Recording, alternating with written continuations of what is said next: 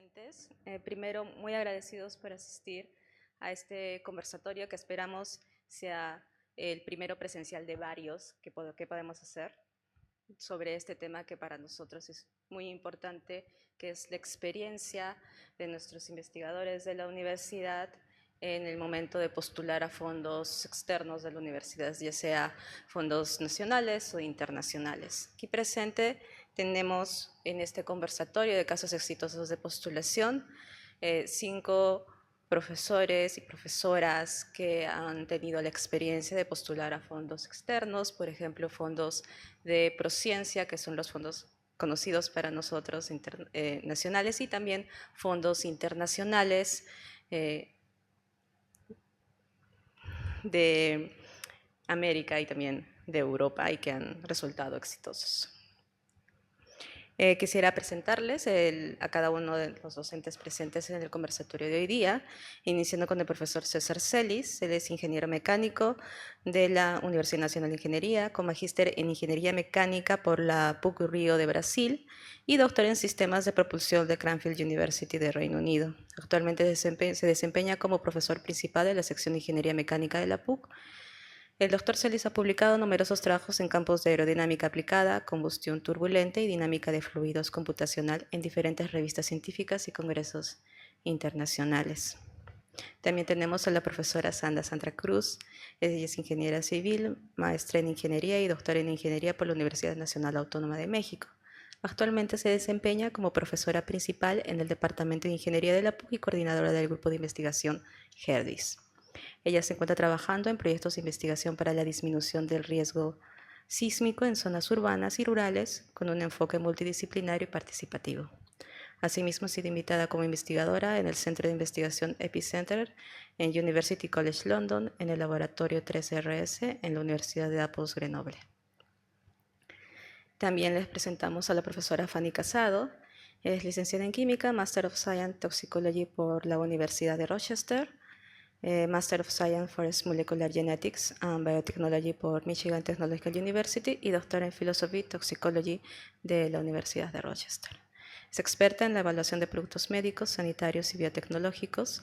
Lidera proyectos interdisciplinarios para la implementación de tecnologías seguras para las personas y el medio ambiente desde un enfoque de integración de metodologías para el diseño, desarrollo y validación de fármacos, terapias celulares y dispositivos médicos. Fue directora del Instituto de Ciencias Ómicas y Biotecnología Aplicada y actualmente se desempeña como profesora principal y lidera la sección de bioingeniería del Departamento Académico de Ingeniería. En siguiente tenemos al profesor Dante Elías, es ingeniero mecánico de nuestra casa de estudios, doctor en Ciencias de Ingeniería con mención en Diseño Mecánico Asistido por Computador de la Pontificia Universidad Católica de Chile, actual coordinador del Grupo de Investigación en Biomecánica y Robótica Aplicada y cofundador de la Lab Bionics SAC.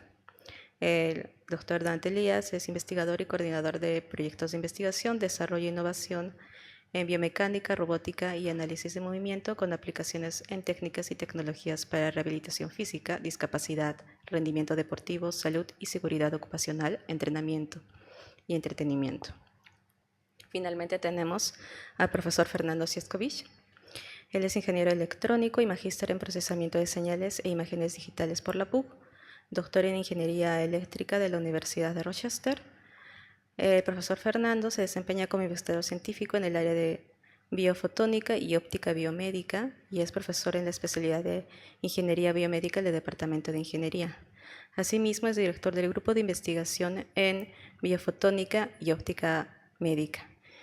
Lleva en desarrollo proyectos de investigación financiados por The Optical Foundation o el Controcer en el esquema Early Career Award. Muchas gracias por participar en este panel. Terminamos la presentación y damos al inicio de las preguntas sobre las postulaciones. Iniciando con la selección de oportunidad de financiamiento, este primer paso que se da para poder iniciar todo el proceso de postulación. Quisiéramos saber qué se toma en cuenta en el momento de decidir postular, ¿no?, a lo que han elegido. No sé quién le gustaría iniciar. Gracias por la presentación. Buenos días con todos, con todas. Hablar de qué decidir, ¿no es cierto? Cuando uno postula, lo voy a contar desde mi experiencia, donde he sufrido inclusive hasta una metamorfosis. ¿Por qué lo digo de esa manera? Porque no es lo mismo cuando empecé en el año 98 con mi primer proyecto a lo que ahora hago. Y yo sé que el público que está escuchando es muy diverso en ese sentido. En el año 98 yo tenía 5 horas a la semana, 8 horas diarias para formular un proyecto y actualmente pues con tantas actividades que tengo los tiempos son más escasos, ¿no? Para poder formular un proyecto. ¿En qué se piensa o qué se debe pensar? Primero, si tienes el proyecto, si tienes la idea del proyecto, ¿no? Y cuáles son los objetivos del concurso al cual estás participando. O sea, ¿qué es lo que busca este concurso?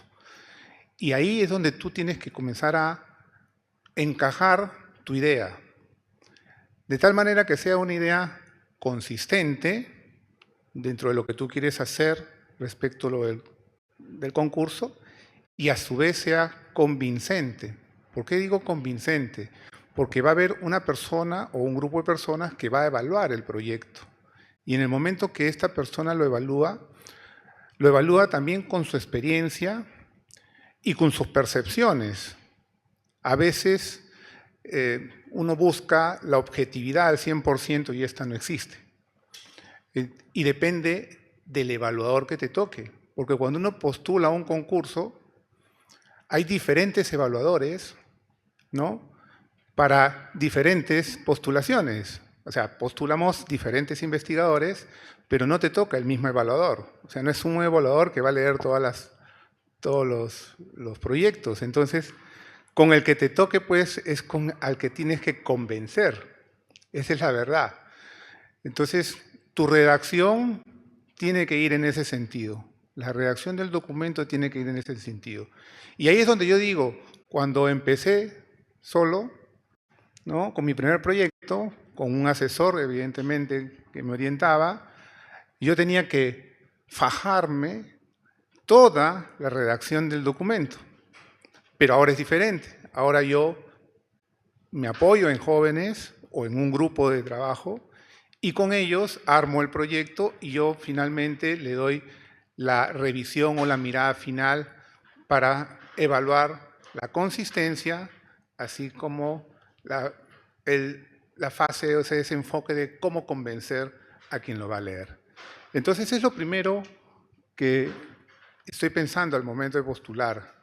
Después ya viene cómo armar la historia del proyecto, ¿no? Si tienes los recursos, si cuentas bueno, cuando digo recursos hablo de recursos humanos, ¿no es cierto? Y recursos en equipamiento, en materiales, porque eso también entra a valorarse dentro de un concurso. Y siempre leyendo las bases, porque las bases te van a dar indicadores de qué es lo que debes presentar para que tu oportunidad de ganar sea la mayor posible, ¿no? Hay que leer hasta las letras pequeñas. Yo siempre he dicho, léanse las letras pequeñas. Muchas veces me ha tocado ahora revisar lo que un joven me presenta, ¿no? Como primer borrador y me doy cuenta que no leyó las bases.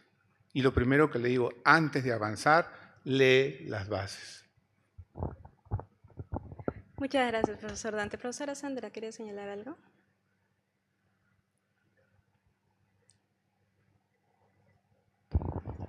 Gracias.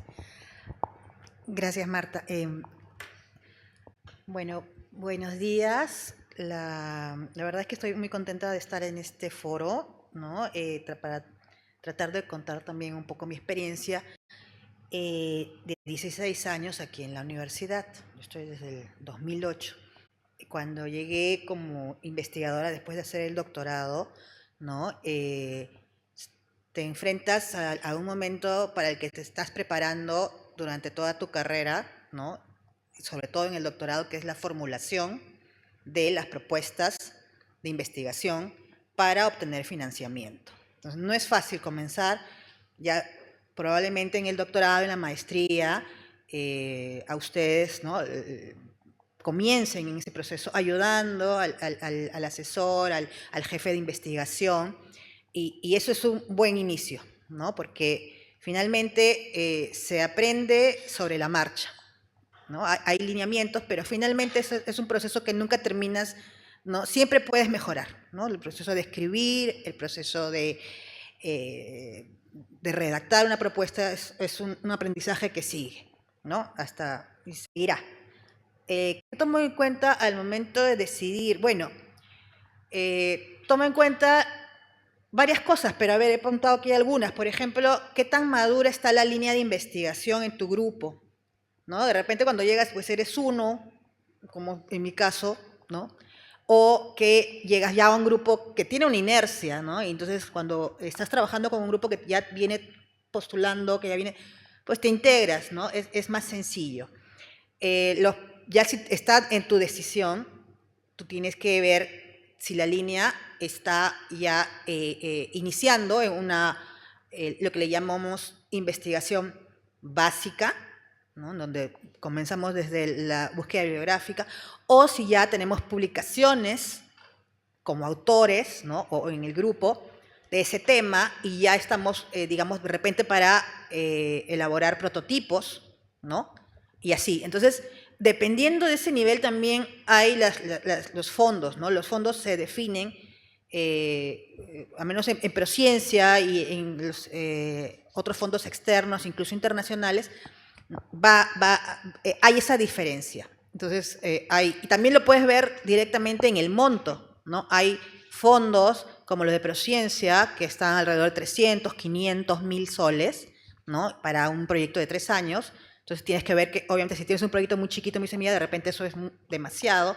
O al revés, si tienes un proyecto que necesitas pues 1 millón, 2 millones, porque ya vas a construir prototipo, vas a hacer ensayos, entonces de repente eso ya te queda chico y tienes que postular a otros fondos, hablando de millones, ¿no? Incluso dólares. Entonces, esos son, digamos, un primer factor a considerar. Otro factor a considerar es la interdisciplinaridad, ¿no? Necesaria. Y eso es, al menos en mi caso, en ingeniería civil, también nos ha pasado un poco la metamorfosis. Hemos tenido que trabajar, ¿no? Buscar aliados en otras disciplinas para poder formular propuestas factibles que puedan convencer a los posibles patrocinadores. Eso creo que son los dos principales. ¿Alguien más? Sí, profesor. Buenos días a todos. Muchas gracias, Marta, por la invitación. Es realmente un placer conversar sobre estas cosas. Y yo particularmente, para complementar un poco lo que decía el profesor Dante Elías, yo siempre, cada vez que aparece una oportunidad, siempre pienso, realmente quiero hacerlo, digo, está alineado a lo que quiero hacer. Yo siempre a veces pienso mucho más cuando me refiero, y yo me refiero al grupo de investigación, ¿no? Pienso, nosotros como grupo queremos hacer esa cosa, ¿cierto? Y si quiero hacer esa cosa, después pienso si tenemos la capacidad para hacer esa cosa, ¿no? Si tenemos recursos humanos, tiempo, paciencia, es importante para nosotros hacer esas cosas, ¿cierto? Entonces, yo en lugar de pensar en ver muchas oportunidades, yo a veces pienso, en realidad no, solo quiero definir exactamente como grupo qué vamos a hacer y en función de eso, cuando aparezca alguna oportunidad, aplicamos realmente, ¿no? Yo pienso que en el país aún no tenemos esa capacidad para escribir muchas propuestas en grandes cantidades y enviar constantemente. Mi experiencia es con gente de América especialmente y Europa es que a veces los profesores allá ellos escriben una propuesta rápidamente en 2 o 3 días y envían la propuesta. Yo no sé si consiguen los recursos o no, pero lo escriben muy rápidamente. A mí varias veces me han preguntado para escribir una propuesta para un fondo grande y yo digo, no puedo hacerlo porque... Primero porque no tengo tiempo de escribir la propuesta y porque pienso que podría no salir. Y si yo me dedico de mi tiempo o del tiempo del grupo o algunas semanas en escribir aquella cosa y no funciona, para mí es una pérdida de tiempo realmente. Entonces, soy muy selectivo porque no somos un grupo grande. Entonces, primero veo las capacidades que tenemos, si nos interesa, si es estratégico de nuestro punto de vista y en función de eso avanzamos normalmente en general. ¿Okay? Y a veces, muchas veces, hago una especie de, a veces envío la propuesta y estoy medio como rezando para que la propuesta no salga, porque cuando sale pienso que es un problema para mí. Y ha pasado en algunas veces que inclusive durante la propuesta yo intento medio boicotear la propia propuesta y lo voy diciendo que ojalá no lo acepten y voy colocando más cosas en el camino para que no avance, porque yo pienso que al final del día es una cuestión de, no es una cuestión, yo pensaría, para la gente que está comenzando, no es una cuestión de conseguir recursos, es una cuestión de entregar resultados. Entonces, conseguir a veces no es tan complicado, entregar los resultados es una cosa complicada, yo pienso. Y al final el que firme el contrato será el IP del proyecto, y entonces, si yo le prometo que voy a entregar 6 tesis o 5 tesis y no consigo 5 tesis, ya tengo un problema serio. Yo probablemente la primera vez conseguiré recursos y el siguiente proyecto no conseguiré porque no entregué los anteriores. Entonces se pone feo en ese sentido. Entonces, como decía, yo pienso mucho más, si somos capaces de hacer aquella cosa, perfecto. ¿Nos gustaría hacer la cosa? Sí, muy bien. Entonces vamos a pensar en qué haríamos que nos interesa a nosotros y en función de eso lo alineamos a lo que las bases dicen y enviamos la propuesta. Entonces somos muy selectivos y enviamos algunas cosas, digamos, pensando que conseguiremos recursos y dedicamos el tiempo necesario para escribir la propuesta, convencer a la gente y conseguir recursos. Y una vez que conseguimos recursos, hacemos el proyecto básicamente. Y mi interés particular es no atrasarme nunca, ¿no? Y siempre producimos mucho más de lo que le ofrecemos a la gente que nos financia. Eso nos da una, digamos, como si fuese un buen crédito para los siguientes proyectos. Entonces vamos en ese sentido, pero no queremos conseguir dinero en grandes cantidades, pienso que no. Pienso mucho más en producir cosas útiles y que no nos, como grupo, no nos vayamos muy lejos de las cosas que uno quiere hacer continuamente. ¿Okay? Gracias. Hola. Bueno, desde mi punto de vista, que es de un profesor un poco más joven que recién, digamos, ha empezado a tener su propio grupo de investigación. Yo vengo trabajando en Católica desde el 2022-2 como profesor ya independiente. Y antes de eso, más bien mi experiencia ha sido como postdoc en diferentes laboratorios en Europa y en Estados Unidos, y antes de eso mi doctorado, ¿no? Entonces, algo que he aprendido mucho también de mis asesores y mis antiguos jefes en elaboración de proyectos es, lo primero que uno ve, y es lo primero que yo también veo antes, es cuándo es la fecha límite, porque eso es fundamental, ¿no? Por más alineado que el proyecto esté con lo que tú trabajas, por más viable que sea, si tú no tienes tiempo suficiente para la formulación, ni siquiera podemos comenzar a dar el primer paso, ¿no? Entonces, lo primero que veo es cuándo es la fecha límite, cuándo es el deadline de la propuesta, y luego, si tengo suficiente holgura de tiempo, tipo un mes y medio, ahí empiezo a ver la segunda parte fundamental para mí, que es qué tanto coincide tu proyecto en la línea temática de la propuesta o de la propuesta que se está ofertando, ¿no?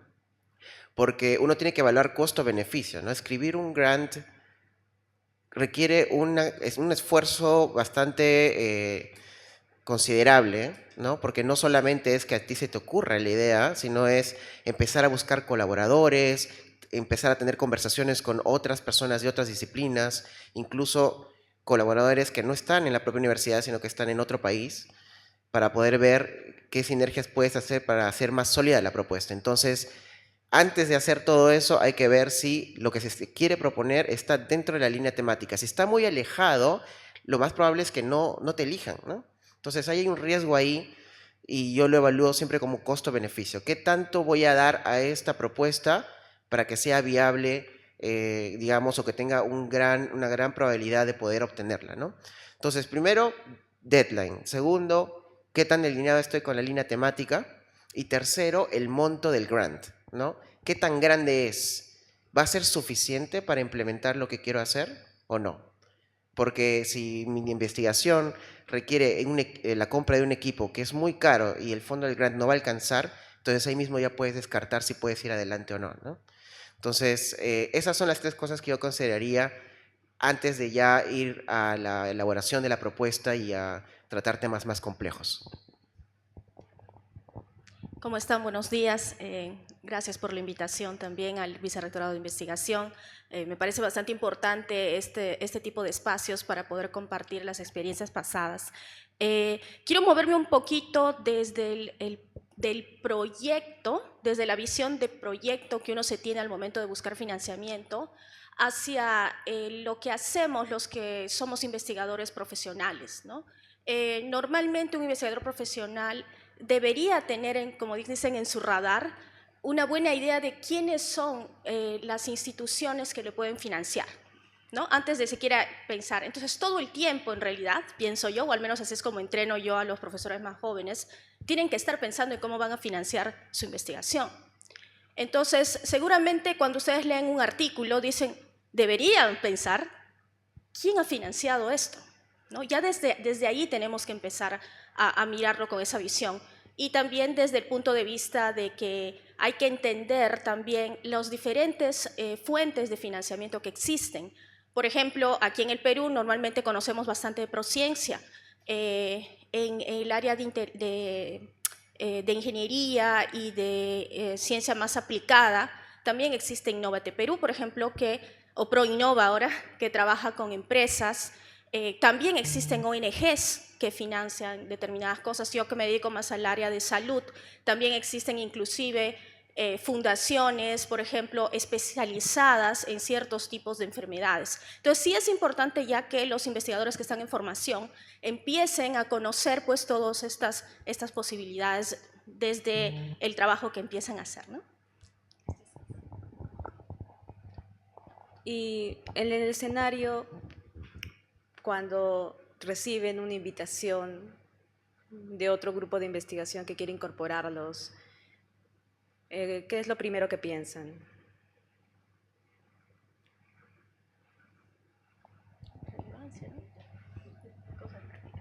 Bueno, si yo recibo una invitación, que sí le he recibido, ¿no? Para participar, digamos, no como PI, sino como coinvestigador, quizás del proyecto colaborador, es primero entender qué se está haciendo, cuál es la propuesta, en pocas palabras, ¿no? ¿Es viable o no es viable, ¿no?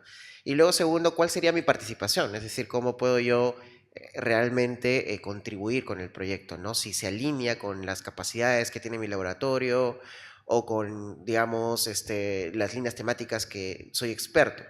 Entonces, esas son las dos cosas que vería primero, preguntaría, y luego evaluar, ok, si es viable en esas dos primeras partes, cuál sería el nivel de participación que voy a tener en ese proyecto, ¿no? ¿Va a ser 50%, 30%, o es un área fundamental de la propuesta, entonces requiere más tiempo y por lo tanto recursos, ¿no? Entonces, no hay una regla, pero yo creo que uno tiene que ser siempre honesto consigo mismo en cuánto tiempo puede invertir en algo y cuánto de producción puede generar, digamos, a largo plazo o impacto, y si está alineado con las líneas temáticas que uno trabaja. Muchas gracias, profesor. Yo complementaría lo que el profesor decía. En realidad depende mucho la participación, ¿no? Si me piden muchas cosas para hacer, me preocuparía un poco. Si me piden poco, probablemente no sea. Pero yo pienso que sumado a eso es una cuestión mucho más el conocimiento de la persona o del grupo que te invita. Yo pienso que es fundamental. A veces, si alguien te invita y no lo conoces y no estás seguro que él entregará las cosas y tú te involucras con ellos, sería un problema para ti. Entonces, yo pensaría mucho más, si conozco, digo, tengo que conocer el grado de seriedad del grupo. Entonces, dependiendo del conocimiento que tenga, es muy probable que le diga que sí, aunque no lo vea los detalles de la propuesta, pero si no los conozco, es muy probable que le diga que no, aunque sea muy ventajoso para mí. Entonces, yo pienso que tiene que ver, yo pienso que por lo menos en la área que yo trabajo, tiene que ver mucho más con networking, conocimiento de las personas o los partners que podrían trabajar contigo, o tu experiencia con ellos, o conoces a alguien que ha trabajado con ellos y sabes del grado de seriedad del trabajo. Yo pienso que es bien más simple de alguna forma colaborar con otras personas. De lo contrario, no, yo lo pensaría mucho antes de aceptar alguna propuesta. Sí, quiero complementar un detalle, porque puede ser una invitación local, me refiero a nacional, ¿no es cierto? O puede ser internacional también. En ambos casos hay aspectos de la gestión del proyecto o de la administración del proyecto que se ven influenciados en función de cuál es la percepción del colega que nos está invitando, de cómo él administra o gestiona los proyectos en su entorno. Porque no es lo mismo que yo gestione un proyecto en mi entorno a que lo gestione en el entorno de otro. ¿Y cuáles son esas implicancias o qué condicionamientos van a aparecer del otro lado? En ese sentido, si soy invitado, tengo que evaluar cómo la institución que también me acompaña, que en este caso la Universidad Católica, va a poder llevar a cabo o soportar este apoyo o esta vinculación, porque no es tan fácil a veces. A veces trabajar con una universidad nacional o con una universidad privada, ¿no es cierto? Con una nacional es diferente que con respecto a una privada. Por ejemplo, cuando he estado hace poco formulando un proyecto y hay que presentar al comité de ética la evaluación, claro, en la Católica podemos decir, bueno, va a demorar 1 mes, 2 meses. Pero cuando le pregunté en su universidad cuánto demora, me dijo 8 meses, 10 meses. O sea, es diferente. Entonces, estas cosas empiezan a tallar y ahí es donde uno dice, vamos a poder trabajar conjuntamente. Entonces, es importante a veces los aspectos administrativos o de la gestión del proyecto, también uno tiene que evaluar sobre la viabilidad. O sea, a lo que ya habían dicho, le agrego esto adicional. Bien, entonces ya, por ejemplo, ya hemos seleccionado, ya hemos iniciado lo que es este largo, puede ser muy intrincado, lleno de obstáculos, proceso de formulación ya de la propuesta en sí. Nos gustaría quizá ver cuáles serían, desde la perspectiva de cada uno de ustedes, los desafíos al momento ya de aterrizar una propuesta cuando ya seleccionaron o ya hicieron la decisión de postulo.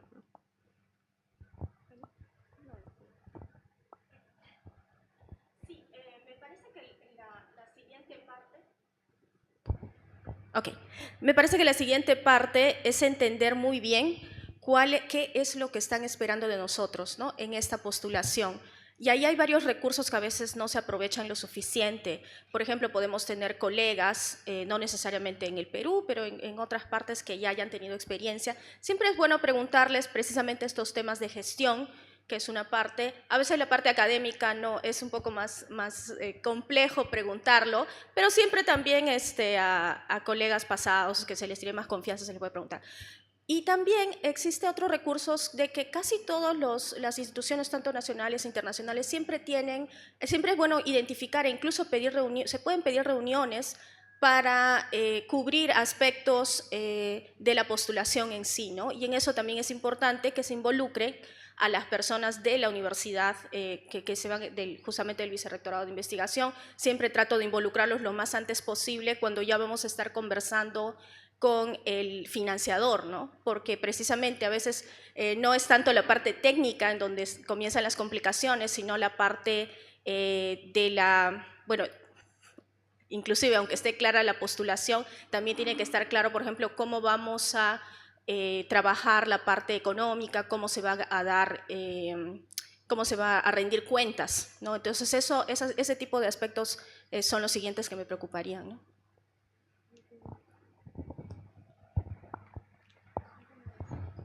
Bueno, yo, de mi experiencia, los mayores desafíos para aterrizar la propuesta tienen que ver justamente con la búsqueda de entidades externas, colaboradoras, ¿no? Uno tiene su networking, su red, ¿no? Y a veces, bueno, no es gratis, ¿no? La red viene de un trabajo que ya se viene haciendo, que tiene que comenzar en algún momento, o te involucras en un grupo que ya tiene una red y ya los conoces. De hecho, incluso hay fondos, ¿no?, para pasantías, para conocer, para establecer nuevos grupos de trabajo, antes, ¿no?, incluso de mandar una postulación. Y creo que ese sería lo mejor, ¿no? Tratar siempre tener la experiencia de trabajo previo con estas entidades. Entonces, no siempre se tiene, a veces piden más colaboradores de los que tienes, o más entidades que las que tienes en tu red, y para mí sería uno de los mayores desafíos para aterrizar. Cuestión, ¿no? Después, la otra cuestión, desafío, ¿no?, y como decía Fanny, es el poder explicar, ¿no?, lo que tú vas a lograr. A veces en el proceso de escribir la propuesta nos pasa, no me están entendiendo, ¿no? Te das cuenta por las respuestas de los evaluadores. No es lo que yo estoy proponiendo, entonces El que está fallando es el que está escribiendo la propuesta, ¿no? Para escribir la propuesta, el mayor desafío es justamente hacer entender qué cosa es lo que vamos a entregar. Ese es un desafío. Y no es trivial, y es muy difícil, y no se logra a la primera, ¿no? Por eso es un proceso, como les dije desde el principio, tiene que ser error, experiencia y avanzar. Sí, y yo complementaría lo que la profesora estaba diciendo. Realmente yo a veces lo digo en forma coloquial en las reuniones y la gente comienza a reír. Le digo a veces, me da la sensación que aquí en nuestro país a veces las instituciones o la gente que trabaja en las universidades, especialmente públicas, siempre piensan al inicio en firmar un convenio, alguna cosa de colaboración o alguna cosa en general. Yo siempre pienso lo que la profesora decía, en realidad yo le digo, primero, antes de casarnos, antes de escribir una propuesta formalmente y pedir recursos, primero hay que conocernos. Entonces, conocernos implica que comencemos a trabajar juntos en alguna cosa técnica para que podamos en el futuro formalizar algún tipo de pedido y conseguir recursos realmente, porque conseguir recursos firmando, indicando qué cosas voy a entregar y después el partner en el proyecto no entrega las cosas que debería hacer, es un problema serio para todos. Entonces, yo pienso que es mejor conocernos antes de progresar realmente, ¿no? Pero yendo un poquito más allá, yo pienso que una de las dificultades que siempre tengo con la propuesta es, como decía, yo siempre pienso lo que como grupo queremos hacer. Entonces, en general, el proyecto que quiero escribir está en mi cabeza bien detallado. Lo que me preocupa mucho cuando lo escribo los detalles con la propuesta y en realidad estos problemas aumentan en función del grado de detalle que quiera la propuesta, ¿no? Es cuando te preguntan una serie de detalles pequeños, de alguna forma, cómo los recursos, por ejemplo, cómo el tiempo va a ser distribuido directamente en cada una de las partes del proyecto. Eso me parece a mí una cosa realmente complicada porque al final del día yo pienso que casi todo el mundo hace proyectos de investigación y el propio nombre de investigación involucra de algún grado entrar en alguna área que uno no conoce. Y si yo desconozco lo que voy a hacer o lo que podría ocurrir, existe una ignorancia en relación a eso. Entonces, que me pidan detalles de exactamente qué va a ocurrir durante los 3 años es un problema serio. Y lo que sería un problema más serio es cuando me colocan limitaciones, por ejemplo, Prociencia hace cosas continuamente, me coloca solamente algunas cajas delimitadas en las cuales puedo ejecutar recursos y después no lo puedo cambiar porque me dice que solo el 20% puedes cambiarlo, cosas así. Y yo le digo, no puede ser, porque yo lo escribí hace 3 o 4 años esta cosa que está aquí, no sabía ni qué iba a ocurrir, 3, 4 años después el estado del arte avanzado, yo no sé qué está ocurriendo, y si usted me dice que no puede cambiar las cosas que está aquí, tengo un problema con las cosas, ¿no? Y después va a reclamar por qué yo no ejecuto los recursos. No puedo ejecutar porque no me deja ejecutar. Entonces, y no me deja ejecutar porque las bases dicen lo contrario. Entonces, tenemos un problema realmente, ¿no? Y yo en ese sentido, yo a veces prefiero fondos internacionales porque son bien más leves, ¿no? No es el clásico latino que te coloca una serie de trabas porque en el pasado ocurrió alguna cosa. No, pienso que no. Yo pienso que en cuanto te dé flexibilidad para hacer las cosas y entregar las cosas que uno pensaba, o si es posible en el camino cambiar un poco los entregables porque pensaste que el camino que habías decidido irte no es el camino y llegas a una cosa mucho más interesante cambiando el camino, ¿por qué no lo podrías hacer? Al final es investigación, ellos me dieron recursos para hacer investigación y como tal me gustaría hacer investigación en ese sentido. Lo que no quiero es que me coloque trabas y por las trabas no me deje avanzar, eso es un problema. Entonces, yo pienso que la dificultad para describir detalladamente la propuesta tiene que ver con ese nivel de ignorancia que uno siempre tiene al inicio del proyecto, cuando lo escribe realmente, ¿ok? Y obviamente pienso que no tenemos una bola mágica para saber qué ocurre en 4 o 5 años. Esto realmente, a mí particularmente me genera problemas y es una de las cosas que decía yo al inicio, que a veces cuando alguien cada vez pide más y más detalle, yo estoy como loco para diciéndole que no quiero hacer más porque quiero boicotear mi propia propuesta, porque no quiero continuar escribiendo cosas o prometiendo cosas que no sé que podrían ocurrir o que podrían ocurrir ciertamente o podrían no ocurrir. Y si no ocurren y después me cobran en relación a eso, tengo un problema. Entonces estoy pensando más en el sentido que sea mucho más flexible la cosa. Entonces, como decía, eso, la ignorancia de las cosas es un problema, yo pienso. ¿Okay? Gracias.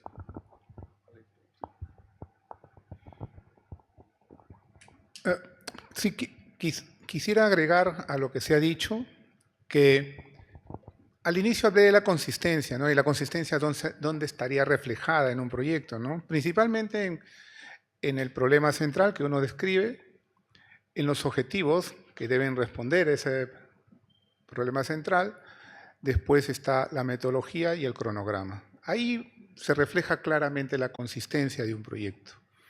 Pero esta consistencia no es suficiente porque necesitamos un buen equipo que pueda llevar a cabo todo lo que ahí se está planteando como objetivos, como metodología y como cronograma. Entonces, ahí están los desafíos. Y a veces hay un tercer desafío que parece hasta gracioso, porque cuando comenzamos a armar el proyecto, comenzamos a escribir, y de repente nos enfrentamos al formato del concurso.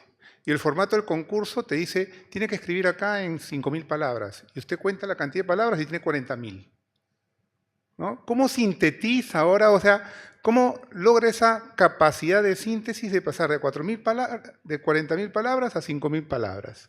¿No? Y eso es un poco lo que decía Sandra, o sea, cómo redactar, cómo escribir, ¿no es cierto? Y esa capacidad de síntesis no se logra de la noche a la mañana. Yo lo veo en los jóvenes, cuando ellos escriben, claro, me escriben un documento de 20 páginas o 15 páginas, le digo, no, hay que resumirlo a una página, ¿no? Y ahí tiene que quedar.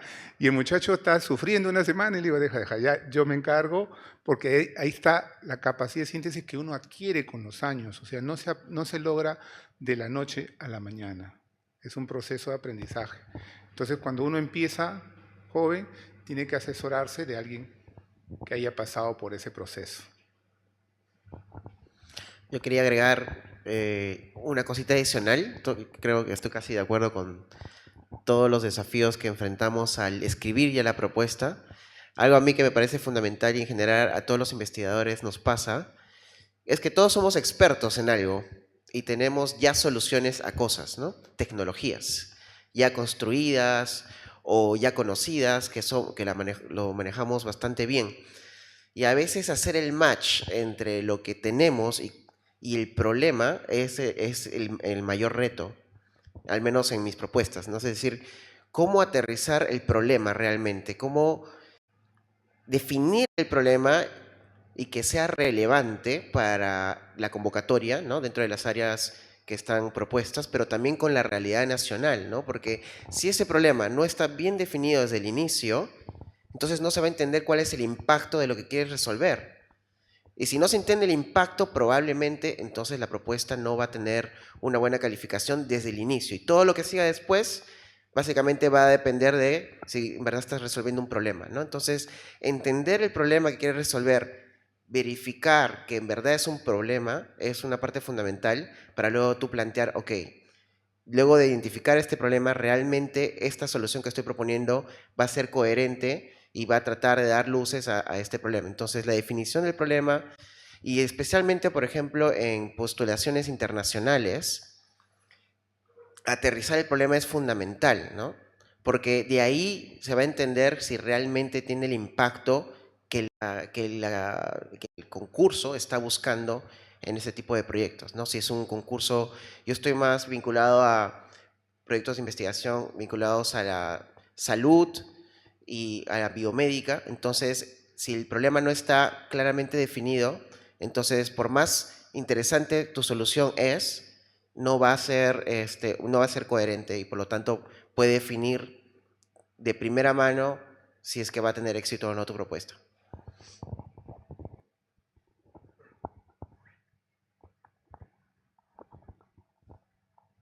Muchas gracias. Han señalado obstáculos claves para poder aterrizar lo que es una propuesta. Hemos pasado desde las entidades asociadas que van a conformar el equipo de investigación, hemos pasado a la inflexibilidad que puede existir en algunos fondos. Una vez ya uno ve la ruta, siempre hay un nivel de incertidumbre cuando se ejecutan los proyectos. Por ejemplo, con todos estaban ya con proyectos o financiamientos ganados, sucedió el COVID, cambió todo. Tienes que ajustarte a lo nuevo que salir. Todo es igual. Estamos desarrollando estos proyectos en un contexto histórico que también nos impacta y tenemos que también adecuarnos a lo que nos está dando alrededor. No hemos visto lo señalado en la síntesis de la propuesta, que es clave poder responder a todo lo demás y también tomar en cuenta las partes administrativas, que también es la otra cara de poder formular una propuesta que es importante y impacta la viabilidad de la misma. Quisiéramos entonces pasar al siguiente punto y punto final de este conversatorio, que se centraría entre estos obstáculos mencionados en lo que es la coordinación dentro del equipo de investigación.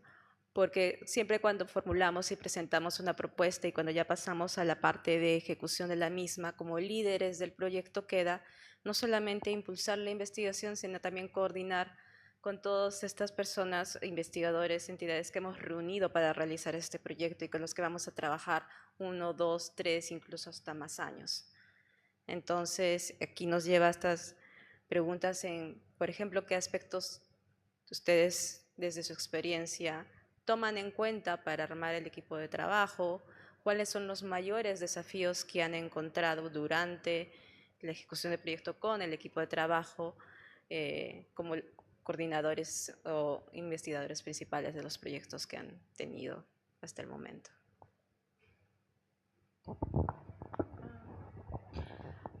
Pienso que el tener un tiempo en el cual vamos a simplemente conversar del proyecto, ¿no? Creo que eso es importante.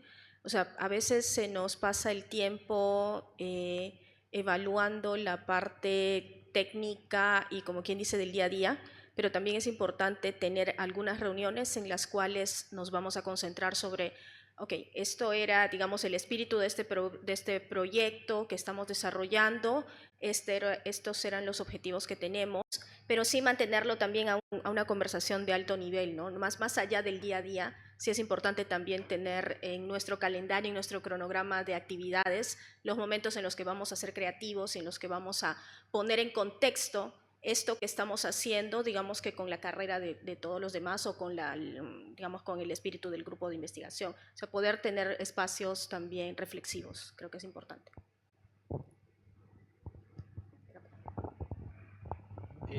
Cuando yo básicamente pienso en el equipo de investigación, pienso qué exactamente, por ejemplo, cuando va a asociarse con otras entidades, pienso que esa otra entidad va a contribuir al proyecto, ¿no? Porque yo pienso que cada uno de nosotros conocemos exactamente qué es lo que hacemos y en qué tenemos, digamos, cuáles son nuestras fortalezas, ¿cierto? Entonces, la primera cosa cuando pienso en alguien que pueda ser partner en el proyecto, pienso cómo esa parte externa o ese partner va de alguna forma a complementar las cosas que hacemos nosotros directamente, ¿ok?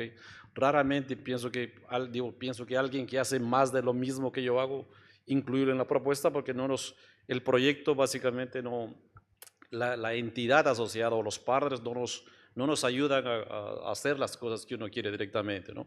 Entonces, cuando pienso en la selección de alguien que va a participar en una propuesta, siempre pienso en cómo realmente nos podría ayudar a alcanzar las cosas que uno quiere, ¿ok?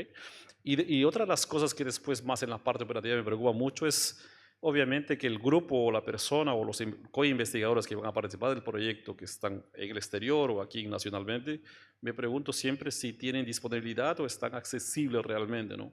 Uno rápidamente sabe, si uno lo contacta al inicio para la propuesta y no eres capaz de hablar con él, o no te responde, o no se demora 2, 3 días en responderte, y no voy a enfrentarme 3 años de mi vida preguntándole cosas así que me demora cada 2, 3 semanas, no ocurrirá, ¿no? Entonces, en un instante uno sabe si es que esa persona va a hacer un trabajo contigo y va a participar, y cuando lo necesites estará ahí para ayudarte, o por lo menos te responderá una llamada telefónica, sería fenomenal. De lo contrario, no me involucraría, pienso que no, digo muchas gracias, que bueno, será para otra vez y no será en esta oportunidad. Entonces, como decía, pienso mucho más en el grado de contribución y pienso mucho más en mi vida que va a ocurrir después de una vez que consiga los recursos, ¿cierto? No pienso que simplemente lo consigo y después ¿qué hago? No, lo consigo los recursos, después hay que producir resultados, y eso es la parte operativa que me preocupa mucho más que la propuesta, yo pienso. Al final del día la propuesta es solo una suma de promesas. Yo puedo prometer un montón de cosas, pero si no los puedo cumplir tengo un problema realmente. Entonces pienso mucho más en la ejecución, y la ejecución tiene que ver con esa posibilidad de intercambiar tranquilamente, o por lo menos si no va a contribuir de alguna forma para poder intercambiar algunas ideas, o por lo menos para contarle mis penas sobre el proyecto y comenzar a filosofar sobre eso, que me parece fundamental para acabar un proyecto. ¿Okay? Gracias. Bien interesante esto porque como jefe de proyecto uno finalmente está trabajando con personas. O sea, al final es el día a día, la personalidad, ¿no? El estado de ánimo, todo eso influye también y es muy importante a la hora de coordinar. Voy a hablar de 3 cosas. Primero, en la cuestión técnica, claro, ya tenemos nuestra red, sabemos quién trabaja, qué responsable, ya se ha hablado de eso. Pero también es importante tener a una persona que sea muy crítica, porque a veces nos pasamos de optimistas los investigadores, ¿no? O sea, confiamos mucho, tenemos una visión que a veces se nos gana el entusiasmo, por así decirlo. Entonces, tener en el equipo a alguien crítico, es importante, es valioso. Luego, el equipo de trabajo está formado por, obviamente, expertos, investigadores, coinvestigadores, asistentes de investigación, y ahí también viene el trabajo de los tesistas, los asistentes de investigación, los tesistas que se incorporan a un grupo de investigación porque les interesa conocer, ¿no? Desde que están en el pregrado, incluso, maestría, ¿no? Y doctorado, obviamente. Entonces, yo tengo algunas banderas verdes para poder saber si este tesista, este asistente de investigación, lo voy a poder incorporar en determinado proyecto, ¿no?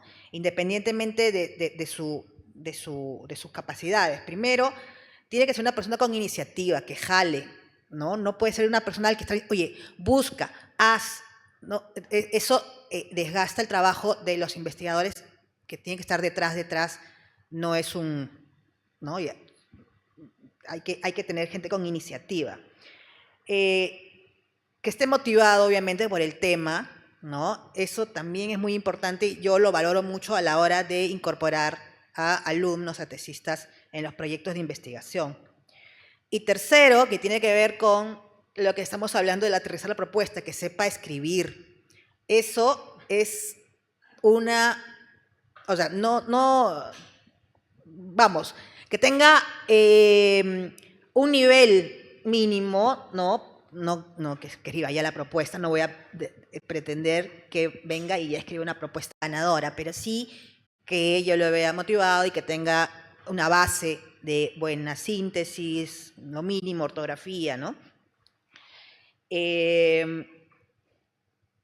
Y como jefe de proyecto a veces lo que pregunto a los jóvenes, los chicos que quieren venir al grupo de investigación es, bueno, ¿a ti qué te gusta más? ¿Estar en la computadora o te gusta estar en el campo? Entonces, más o menos por ahí, mira, por aquí te convendría. O sea, también es una guía, ¿no? Una especie de mentoría que sirve para que, bueno, formar el equipo de trabajo, ¿no? El equipo de trabajo hay que valga la redundancia, también hay que trabajar en que ese equipo de trabajo sea cada vez mejor, ¿no? Y eso nos corresponde como investigadores, como investigador principal de los proyectos.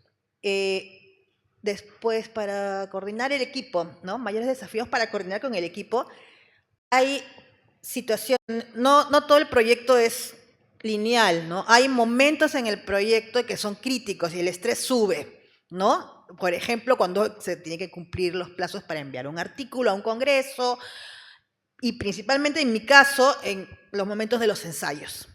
En los momentos de los ensayos siempre hay cosas que salen mal, ¿no? Fuera de lo que no piensa. Hay incertidumbres, hay cosas, entonces son momentos críticos y se requiere que el equipo tenga capacidad para enfrentar esas situaciones, ¿no? No es un trabajo que te vas a investigar y a pensar y así, no que se cree que el investigador está pensando siempre así en mariposas. No, también hay un estrés, hay plazos, hay como cualquier proyecto. Yeah. Complementando lo que se ha mencionado, en qué pienso yo cuando armo un equipo, siempre que en el equipo tiene que haber una segunda persona cuando el investigador principal por alguna razón no puede estar, ¿no? Que es la persona que tiene que mantener un nivel de coordinación del proyecto, ¿no? Mirando el logro de los objetivos y los resultados a los que se aspiran. Entonces, esa persona es como tu mano derecha o tu brazo derecho para muchas actividades probablemente del proyecto, y eso tiene que estar claro, ¿no? Para todo el equipo inclusive, ¿no? Que esa persona en algún momento va a suplir alguna función por alguna razón que tengas en el proyecto. Entonces, cuando armo el equipo, en eso también pienso. Como lo dije al inicio, hay que leer bien las bases, porque a veces las bases nos exigen cosas para la conformación del equipo.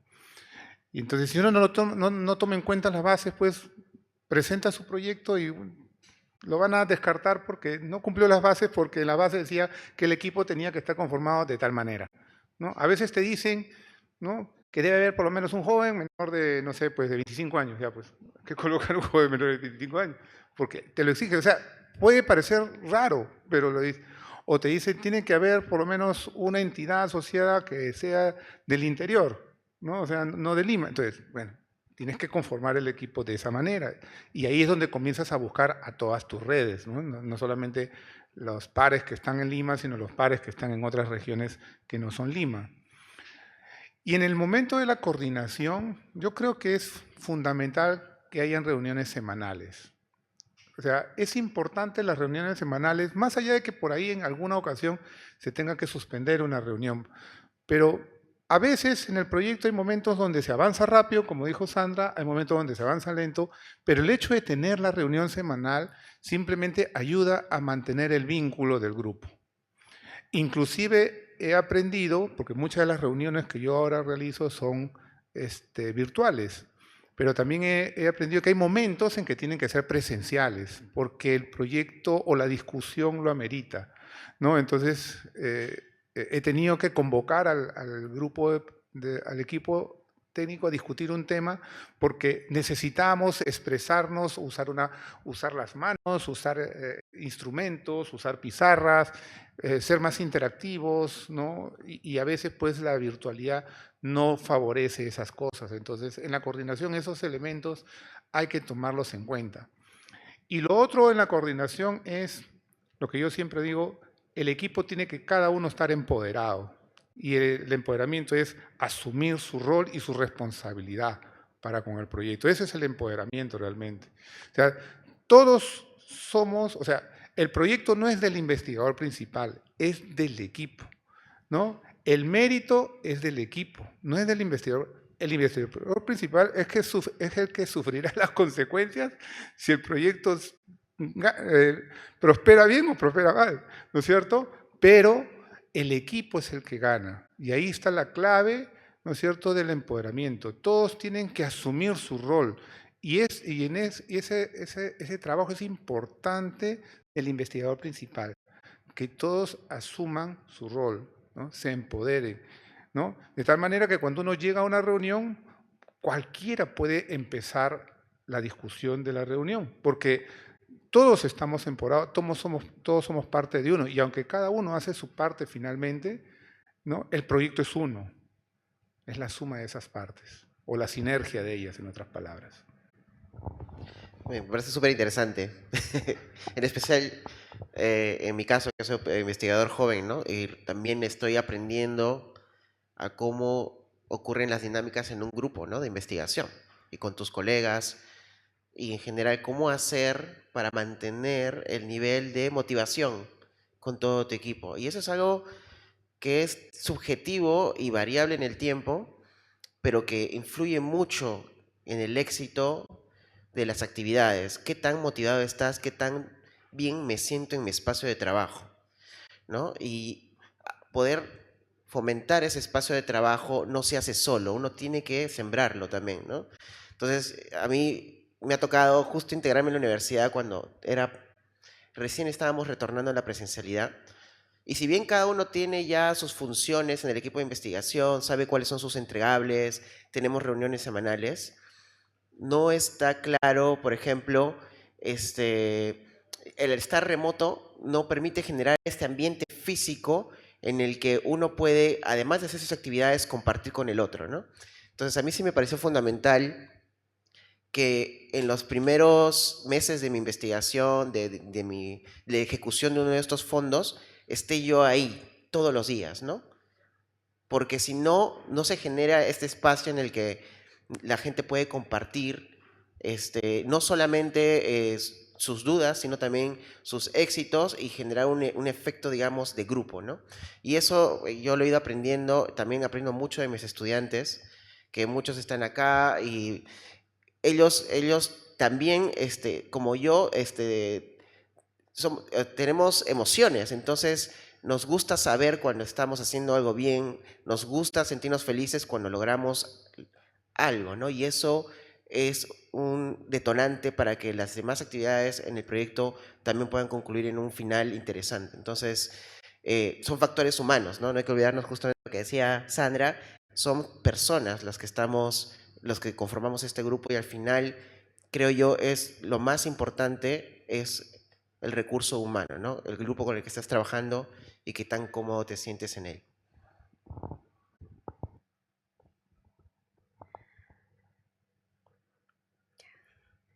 Em, Muchas gracias por su participación en el evento. Esta fue la última sección. Quiero señalar que hemos aprendido mucho en estos 3 bloques de preguntas, desde lo que era la selección de la propuesta, pasando por la formulación, los obstáculos que se han formado, que se podrían formar en el momento de la formulación y la importancia de la coordinación con el equipo, no solamente con el equipo con el que estamos dirigiendo como líderes de proyecto, en tanto los integrantes, digamos, dentro de la universidad, que son los alumnos de mí, sino también además que puntos a tomar en cuenta cuando estamos lidiando con la selección de colaboradores externos, o sea, no solamente fuera de la universidad, incluso fuera del país, que vayan a formar parte del grupo, que es algo importante y además siempre va a volver a sumar a la viabilidad del proyecto como tal y el logro de los resultados que se están planteando. De nuevo agradezco la participación de los profesores y profesoras en este corto conversatorio que esperamos siempre volver a hacerlo, tener otra oportunidad de hacerlo, no solamente con ustedes, sino también con otros profesores de la universidad, porque afortunadamente tenemos varios profesores y profesoras en la universidad que han ganado fondos internacionales y nacionales, y es siempre clave conocer sus experiencias. También muchas gracias por estar presentes en este conversatorio y con esto cerraría el conversatorio. Muchas gracias por asistir, no solamente los que están aquí, sino también los que están de manera virtual. Y aquí con esto, no sé si está la palabra gracias, debería estar, no está, bueno ya. Muchas gracias por su participación.